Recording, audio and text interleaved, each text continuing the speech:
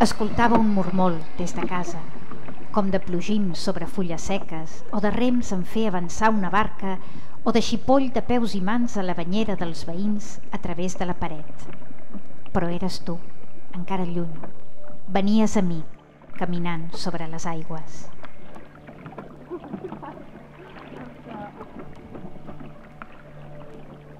M'afigurava que era l'ona rompent contra les roques, o el raig d'una mànega regant les bugamílies del jardí, o els nens de la plaça clapotejant sobre un bassal. Però eres tu, ja més a prop, venies a mi caminant sobre les aigües.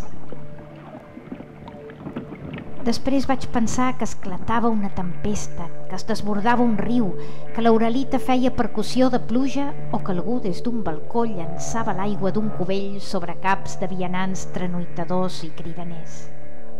Però eres tu, ara a punt d'arribar. Venies a mi caminant sobre les aigües.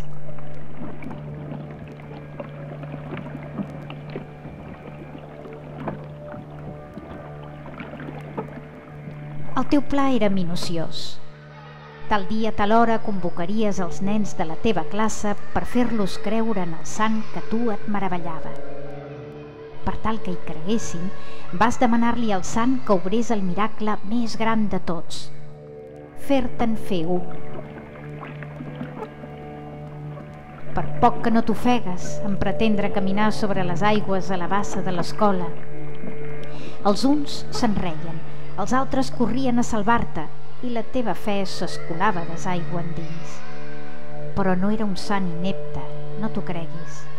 És només que els miracles no duen el rellotge a l'hora i sovint arriben a destemps. Avui, per fi ho has fet, amor, i no hi ha nens ni mestres que puguin admirar-se'n. Però hi sóc jo, que passava per allà, més aviat descreguda. Has vingut a mi, sense carta nàutica, sense fars, sense ni saber nedar, caminant sobre les aigües.